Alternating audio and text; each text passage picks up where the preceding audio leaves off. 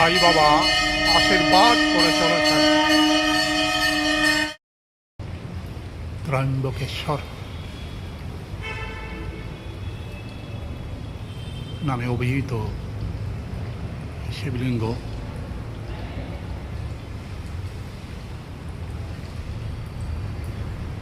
মহারাষ্ট্রের নাসিকে গেলে পরেই এই শিবলিঙ্গ দর্শন করা যায়।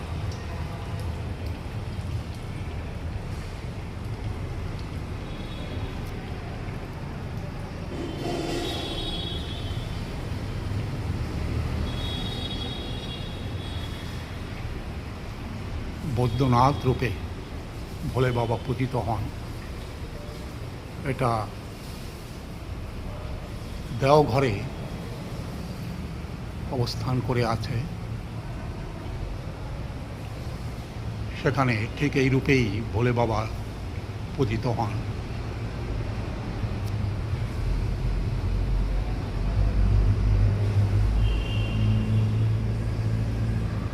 নাগেশ্বর রূপে ভোলে বাবা পূজিত হন।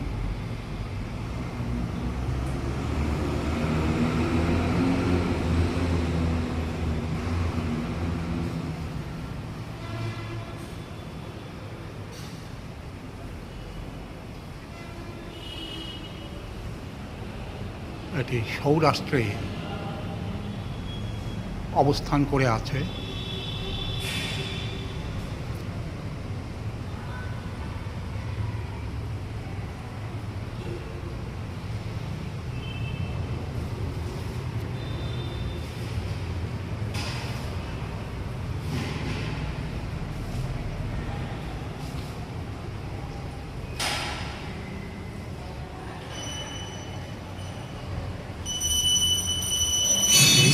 রামেশ্বর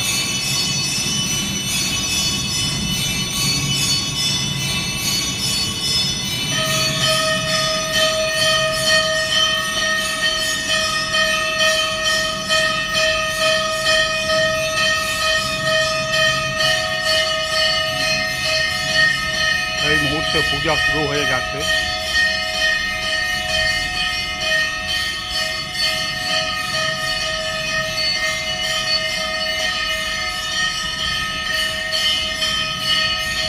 এই রামেশ্বরে ভোলে বাবার কৃপায় যাবার সুযোগ হয়েছিল এবং এই শিবলিঙ্গর দর্শনও করে এসেছি।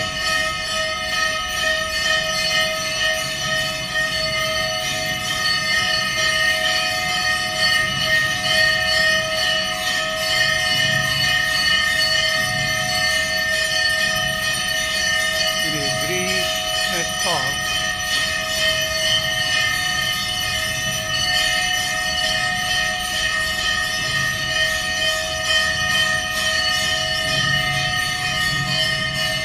মহারাষ্ট্রের ইলোরায় অবস্থান করে আছে।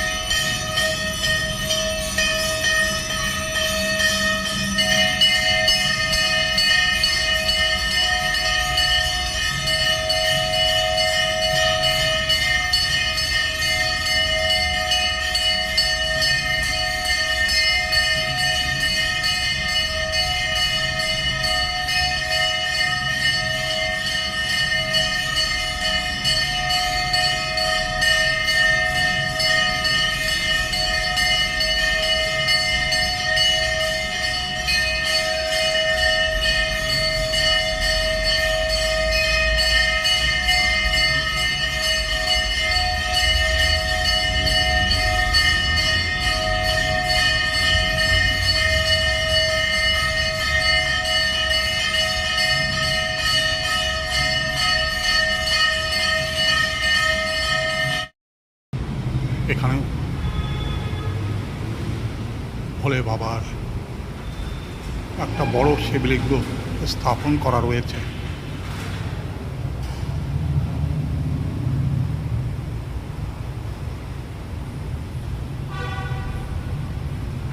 যেখানে প্রতিনিয়ত উপরের ঝোলানো হাড়ি থেকে ভোলে বাবার মাথায় জল ঝরে ঝরে পড়ছে।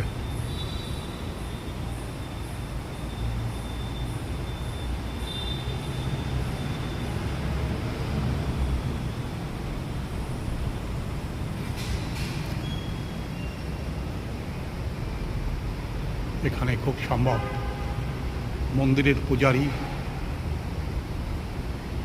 ভিতরে প্রবেশ করে ভোলে বাবার মাথায় জল ঢেলে আছে।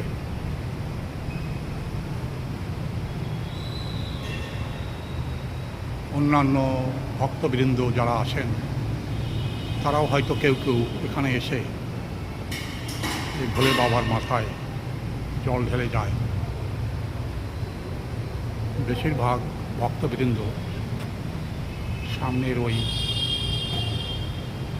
শিবলিঙ্গে যে দ্বাদশ শিবলিঙ্গ স্থাপন করা আছে সেখানেই ভোলে বাবার মাথায় জল ঢেলে আসেন।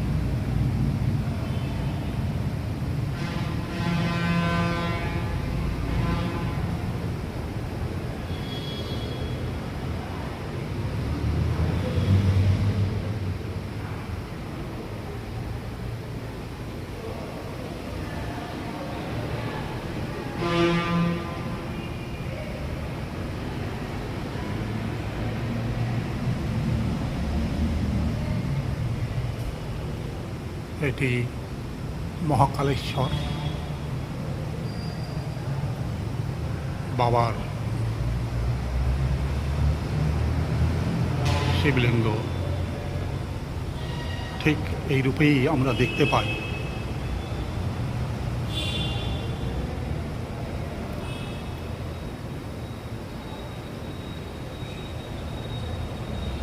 এটা মল্লিকার্জুনা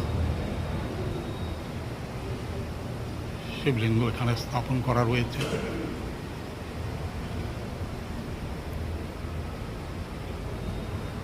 এটি সোমনাথ।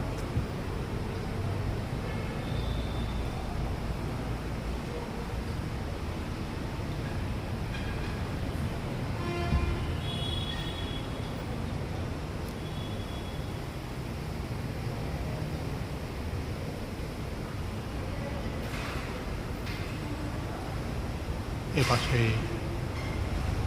ওঙ্কারেশ্বর।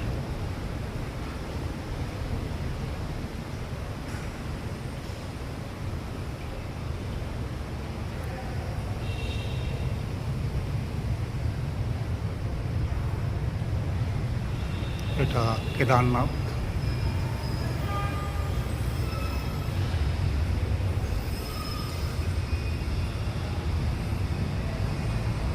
সেখানে ভোলে বাবা ঠিক এই রূপেই পূজিত হন।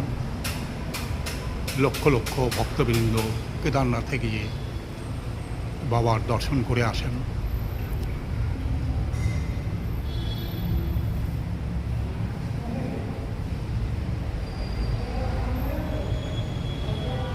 এটা ভীমা শঙ্কর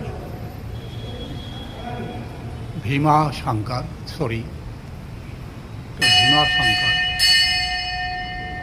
শিবলিঙ্গ।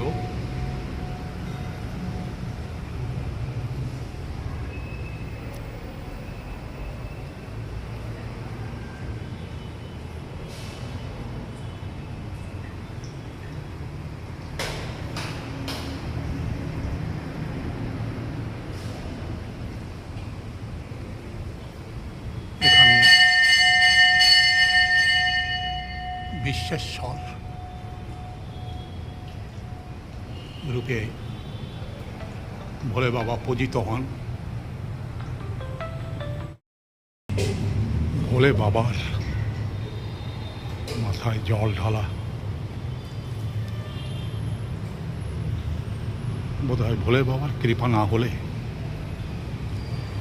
এ সমস্ত স্থানে পৌঁছানো যায় না।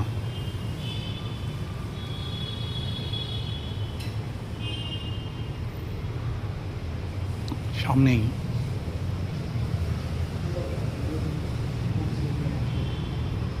ভোলে বাবার বাহন নন্দী।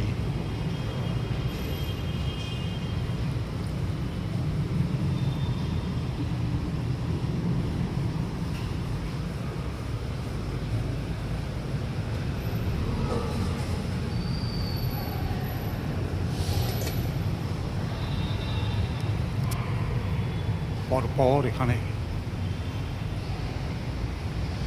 শিবলিঙ্গ সাজানো রয়েছে, ভোলে বাবার মন্দির।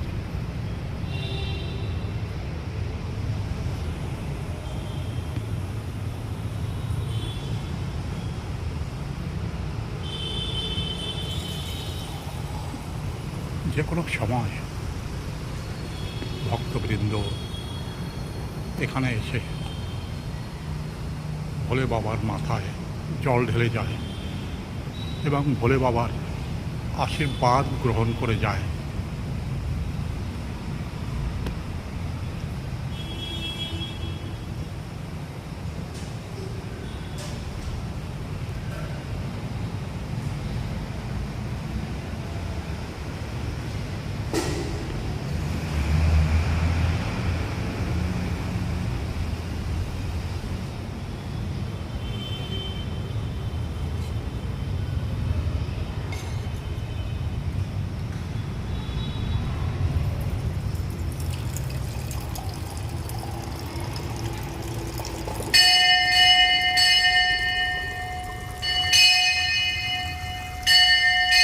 এখান থেকে জল পরিপূর্ণ করে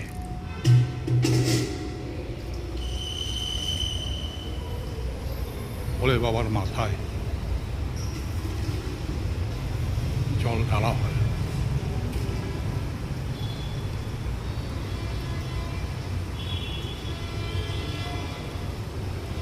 জল ফুল বেলপাতাতেই ভোলে বাবা সবসময় সন্তুষ্ট হয়ে থাকে।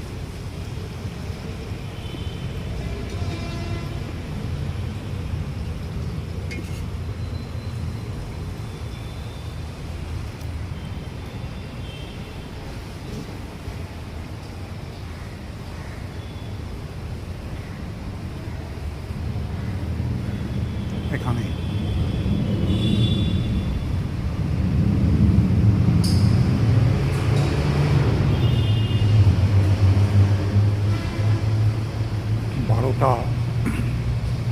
মোট 12টা শিবলিঙ্গ স্থাপন করা আছে, যা কিনা দ্বাদশ জ্যোতির্লিঙ্গ নামে অভিহিত।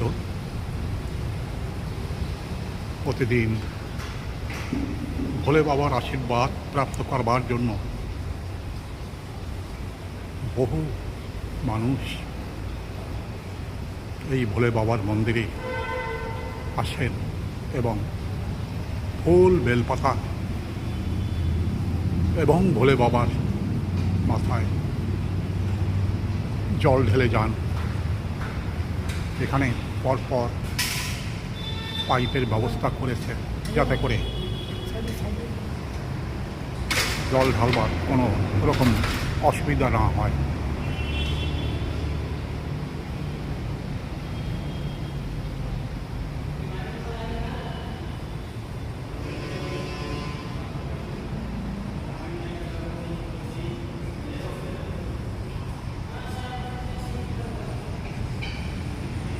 সুন্দর কালো পাথরের নন্দী মহারাজের মূর্তি, মনে হয় জীবন্ত হয়ে এখানে শুয়ে আছে।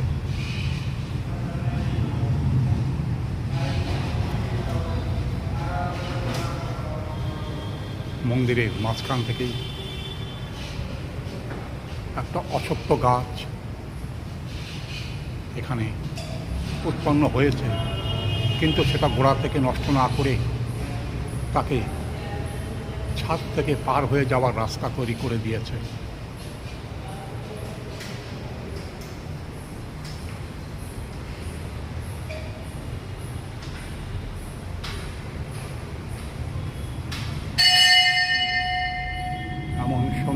ব্যবস্থা এখানকার মন্দির কর্তৃপক্ষ করে দিয়েছে, যেখানে ভোলে বাবার ত্রিশূল এবং শিবলিঙ্গ স্থাপন করা আছে ঠিক এই গাছের গোড়াতেই।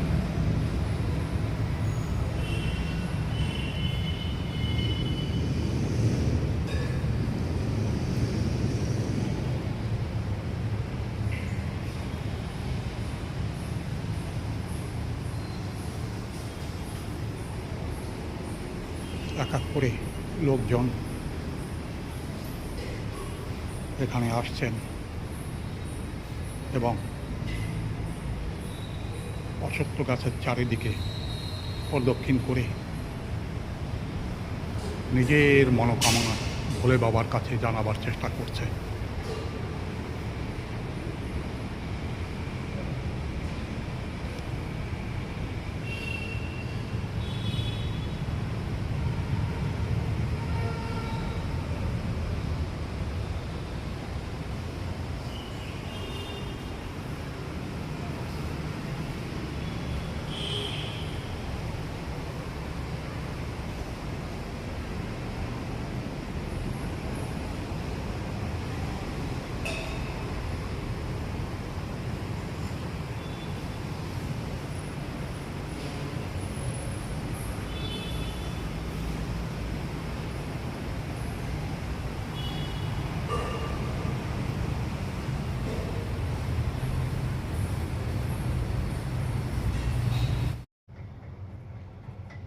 দ্বাদশ জ্যোতির্লিঙ্গর দর্শন করানোর চেষ্টা করা হবে।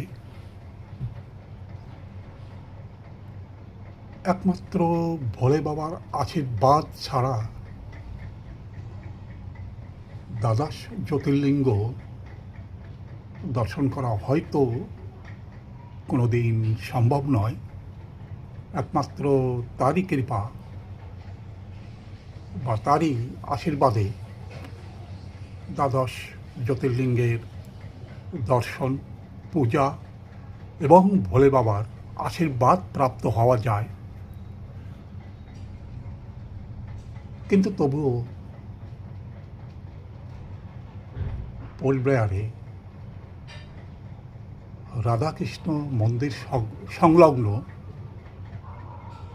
স্থানেই ভোলে বাবার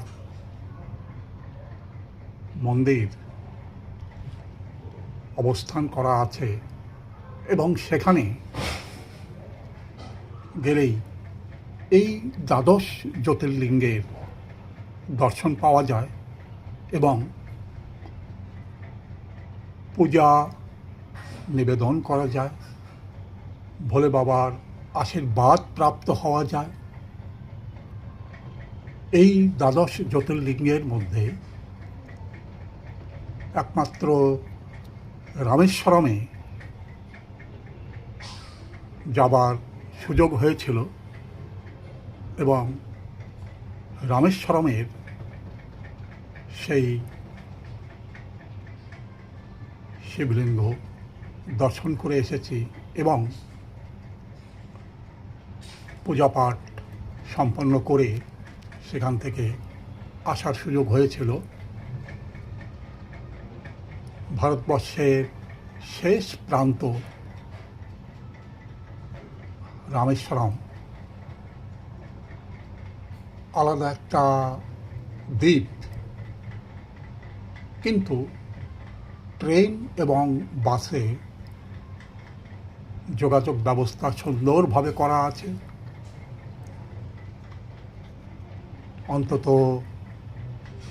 20 কিলোমিটার সাগরের উপর থেকে বাসে যাওয়ার জন্য ব্রিজ নির্মাণ করা আছে এবং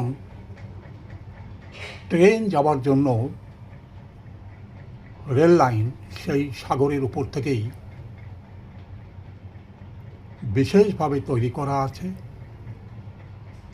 আমরা যাওয়ার সময় রামেশ্বরমে বাসে পৌঁছে গিয়েছিলাম এবং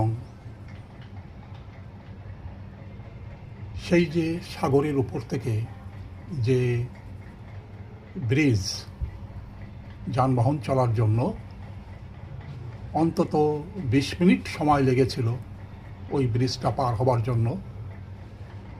তারপরে রামেশ্বরম দ্বীপে পৌঁছানো সম্ভব হয়েছিল। সেখানে বেশিরভাগ স্থানই যা দেখে এসেছি, মরুভূমি, প্রায় সম্পূর্ণটাই মরুভূমি। তার মধ্যেই বিরল গাছপালা অবস্থান করে আছে।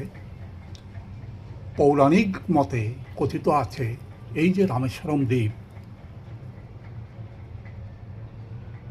বজরংবলী হনুমান রাম রাবণের যুদ্ধের সময় যখন লক্ষ্মণ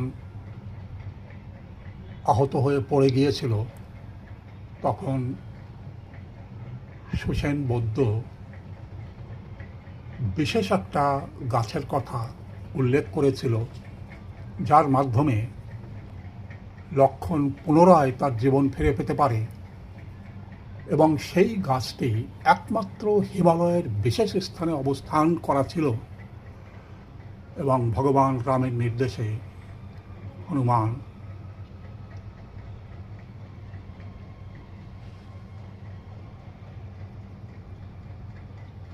হিমালয় থেকে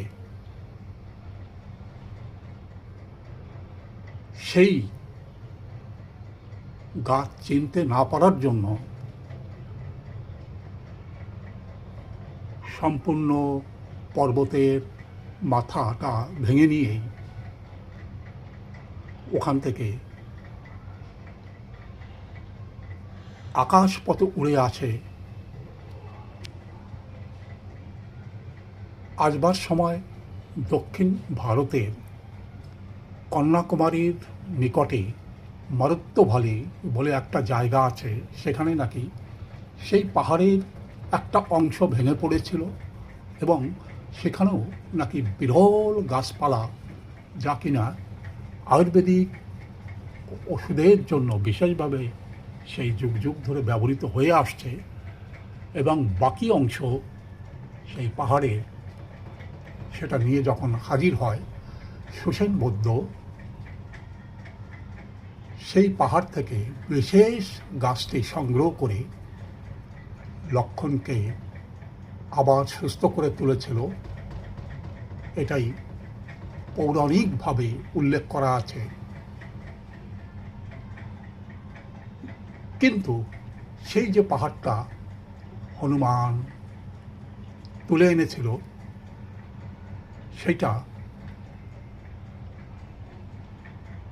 লঙ্কায় না রেখে উনি নাকি সেটা ছুঁড়ে ফেলেছিল। সেটা এই ভারতবর্ষের প্রায় সংলগ্ন এলাকায় এসে সাগরের মধ্যেই পতিত হয়েছিল।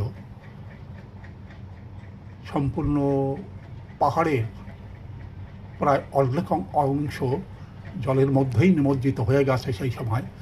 বাকি যেটুকু অংশ সেটুকুই দাঁড়িয়ে আছে এখনো পর্যন্ত। এবং সেইটাই নাকি আজকের রামেশ্বরম বলে অভিহিত করা হয়, যা কিনা পৌরাণিকভাবে উল্লেখ করা আছে। সেখানে রামেশ্বরমে পৌঁছানোর পরে আমরা ধনুষ্কোডি বলে একটা স্থান, যেখান থেকে রামচন্দ্র ভাসমান পাথরের সাহায্যে শ্রীলঙ্কায় পৌঁছেছিলেন বানর সেনার সাহায্যে, সেই ধনুষ্কোডিও দর্শন করে এসেছি। এবং সেই যে ভাসমান পাথর যা জলে ভাসে বলে রামায়ণে উল্লেখ করা আছে, একটি রাম মন্দিরে বিশাল বড় চৌবাচ্চায় বেশ বড় বড় কয়েক খণ্ড পাথর ভ্রমণকারীদের জন্য বা দর্শনার্থীদের জন্য